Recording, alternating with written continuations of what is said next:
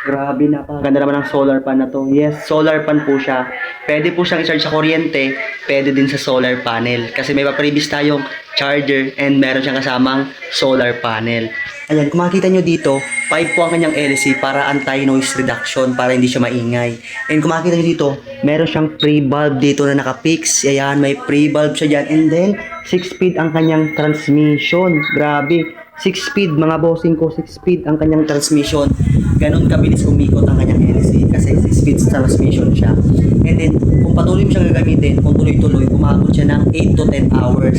Pero kung paputol-putol lamang yung gamit mo, umabot siya ng 40 hours. O, diba?